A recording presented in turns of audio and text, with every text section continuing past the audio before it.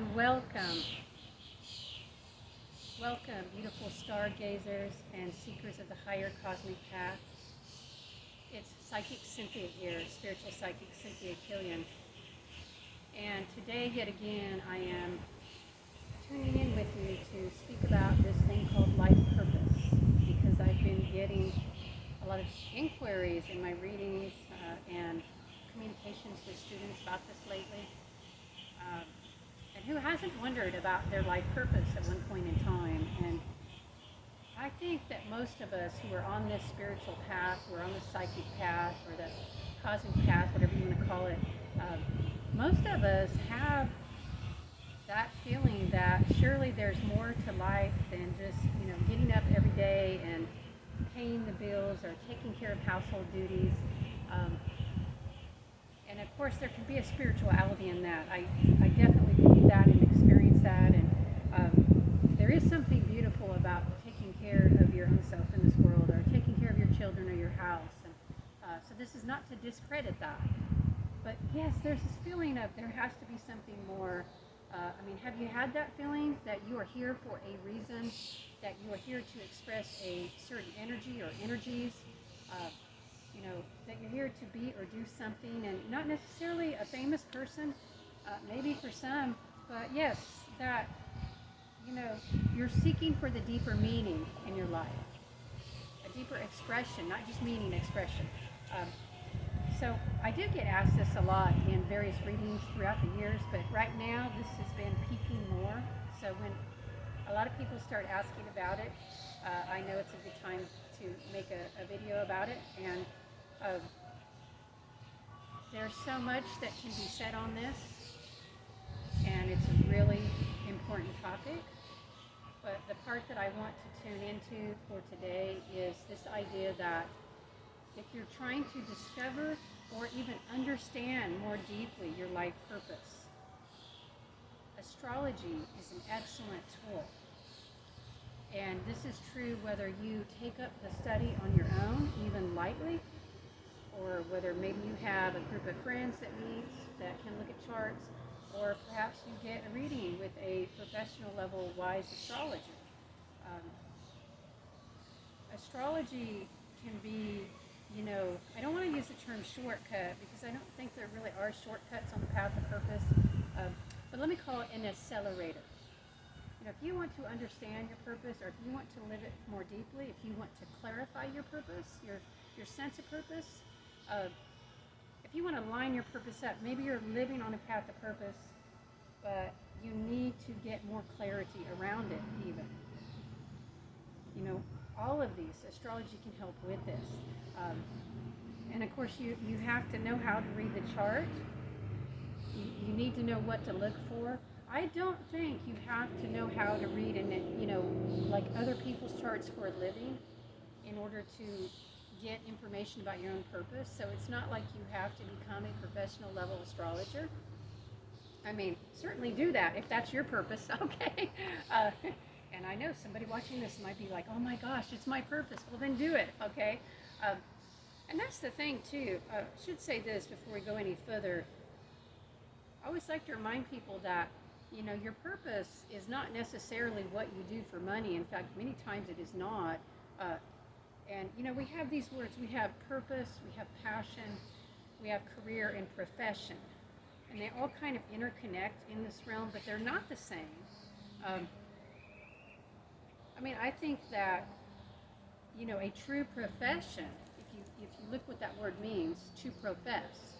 So if you are professing something and that is the core of your being, like that's what I do with my psychic readings and my astrology, and even with the, everything that I do with the flower essences and bringing in the drumming and all of it, this is, my profession in the sense that it is my life path. That's another word, a phrase, life path. So yeah, I think, that might be connected to your purpose or your life path. But then again, if your profession in this modern world is just something that you do for money and you don't really believe in it, then it's not your purpose, okay? And, some of us may earn our money in one way, and we have our purpose in another area. And by the way, your purpose may have nothing to do with earning money. Um, so think about that, okay? And that might take some pressure off you, because I know a lot of times people are like, oh, I need to make more money and I need to find my purpose. Well, I would say those are two different things. Eventually those might coalesce and come together. But if you put pressure on yourself to find your purpose and make more money through that at the same time, I think that's really going to prevent you from finding your purpose if you haven't already done that. Now, if you found your purpose and you're on your path of purpose, and then from that place you want to look at ways to increase your abundance, well, that could be different. But still, just understand that, okay, the purpose of a purpose is not to make money, unless your purpose is to make money. And I think there might be some people that, not so much about making money. I've known a couple of individuals, maybe even more, who their essential purpose is, or archetype even, is the entrepreneur. But then it's not even still about making money. It's about playing the game. It's about building something. Taking risks. So that brings me, back to the astrology. You can look at your astrology chart, and actually I'm hoping to be able to teach a class on this soon, because I know if you're not an astrologer, this is complex for lay people. And by the way, if you need your chart, just go over to, just type in free astrology chart into your, phone, your search engine, your computer, whatever. And there are a lot of places that provide that now. And so at least you can get the information of your placements. And I think you want to do that. But let's say, you don't have that. Hopefully you know what your sun sign is, right? And that's just commonly, at least at the time I'm making this video and for the past 100 years, if you say to somebody, what's your sign? Even though we all have all 12 signs somewhere in our chart, you would typically reply with your sun sign. So, if your sun sign is Scorpio, or if it's Aquarius, or if it's Libra, or Sagittarius, or Taurus, or Aries, or whatever, any of the 12, okay? My sun sign is Capricorn, if you're wondering. And I know a lot of people don't think they always guess me in Aquarius. Well, for those of you who guessed Aquarius, I do have some planets in Aquarius, so you're not wrong, okay, in a way. But yeah, my sun sign is Capricorn. What's yours? And let's start here. And, I know some of you who are more advanced in astrology, you might be thinking, oh, that's too simplistic. No, it's not. The sun is the central star in our system, okay? And, astrology is the science of the stars. I understand that these planetary bodies, according to our scientific system, we have planets and we have stars, and those are, different weights, different qualities, different designations. But, to the ancients, if you look at and you see these luminaries, these heavenly bodies, they were following the stars, but especially the sun. The sun is actually a star, actually, according to our scientific definitions currently. And it is the central star. And what better way for you to find your own inner star than to look at the sun? So, don't neglect the basics here. Yes, can we go much deeper into the chart, into other aspects? Yes. But let's start with the sun. And, you can look at the qualities of your sun sign, but look at them not just like, okay, if you're an Aries, let's say, if you look that up somewhere, it's probably going to say, you're impulsive. Okay, fine. Spontaneity, fine. But what are the archetypes associated with Aries? Well, some of the archetypes are pioneer, child, warrior. And you can look at the archetypal qualities too. You can, the reckless, the courageousness. But start to think about, what the archetypal roles and figures are that go along with that.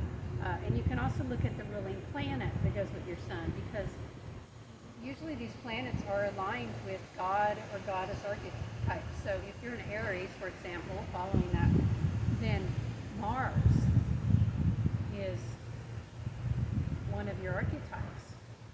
So what does Mars do? Mars takes action. Mars is constructive. He's not just a god of war, he is, but it's interesting. There's a building aspect. We see that with Taurus too. That there are ideas about gardens and building, and so you can kind of start to work with it in that way, and with the symbolism, with the metaphors, with the mythology, and just start with your sun. Start meditating on that, okay? And think about how those higher roles you might already be living them, and how they also might find their way into your life, how you might express more of that higher energy. Most people don't express the highest energy of their sun sign. I don't know if you're aware of this, but for every sign, whether it's your sun sign or your moon sign or whatever, every aspect and every sign, there is a lower vibration, and I would call that a unconscious vibration.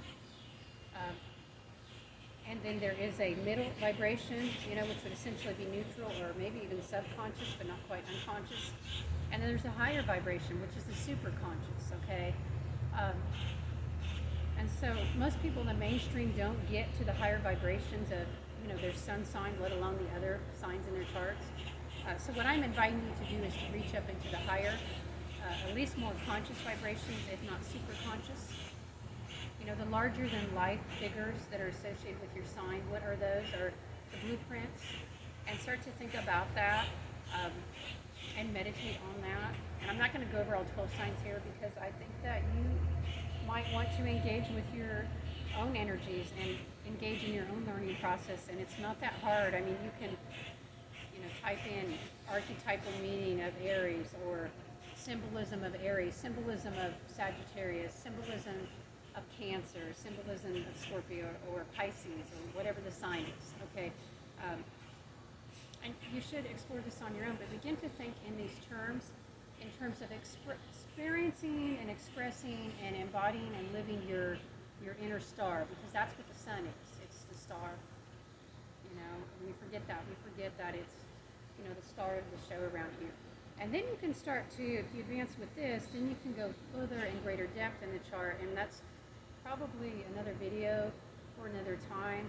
I would go, if you want to know the next step, just for those of you who've actually watched this long, so think of it as a bonus.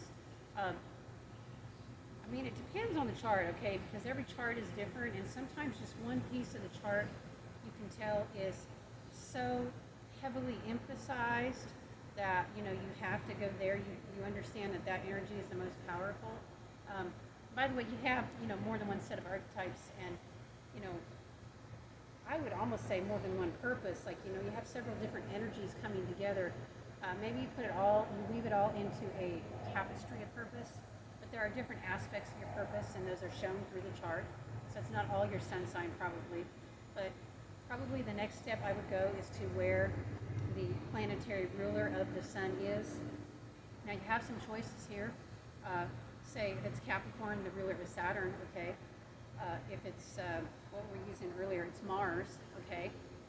But you could also, okay, so that's the next step. So look at the archetypes for where that. Say you're born with Sun in Aries, but your Mars is in. Let's choose something interesting. Say your Mars is in Cancer, right? Which is very different energy than Mars or Aries. That adds a whole nother set of archetype. You might be, a warrior, pioneer, enthusiast, business person who's also a moon child or a sensitive artist. Those are all part of your purpose thing. If you're born during Capricorn and Saturn's your ruler and it's in Cancer, let's say the opposite, then that's a whole different dimension, right? And if you don't know your ruling planet, you can look that up too. It's pretty easy. But the other thing you can do, okay, so you can do that, and then maybe another level yet, is to look up the exalted ruler of your sun sign. So for Aries, well, what sign is Mars exalted in? Should I tell you, or should I make you look it up? Okay, I'll tell you. Did any of you get that? What sign is Mars exalted in? It's exalted in Capricorn. So, you might say that everybody is born under that sun sign of Aries is on their way to embodying the higher qualities of Capricorn, or the balancing qualities of Capricorn. I'm using Capricorn again. You know, which the ruler is Saturn. What sign is Saturn exalted? Do you know? Could you look it up? Could you pause the video and look it up? Let's do a little homework here. Um, it's Libra.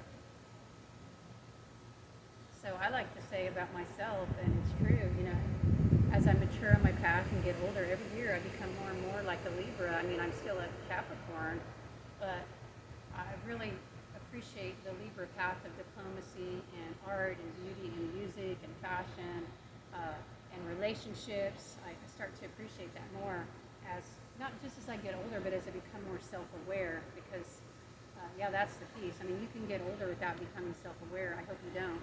I hope you get to age beautifully and become self-aware. But yes, and maybe that's why they say Capricorns are born old and they grow young, because we learn, if we rise up into the exaltation of the ruling planet of Saturn, you know, being exalted in Libra, we learn how to have fun. Anyway, that is probably advanced, and if I just hurt your brain, I'm sorry. I'm just trying to give a little bit extra.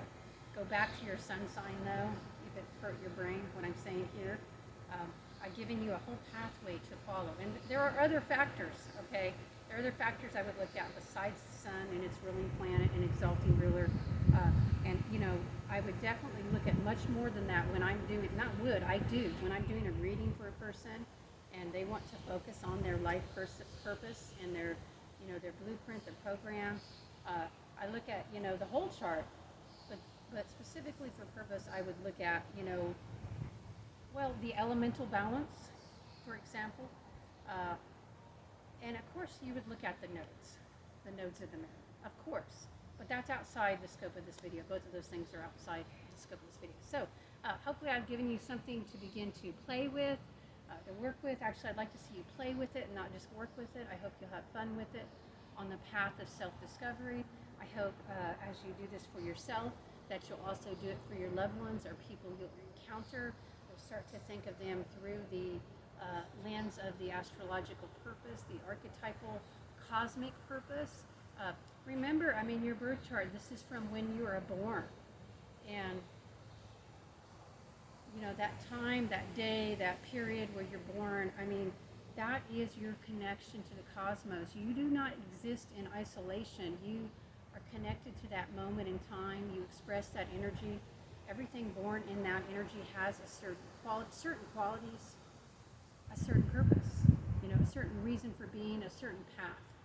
And that's why we work with astrology, or it's one of the reasons, I think, to work with astrology, is to understand your own life path. And perhaps the paths of your loved ones too, if you want to look at that in more detail. Alrighty, until next time, I'm Psychic Cynthia, wishing you much love and bright blessings.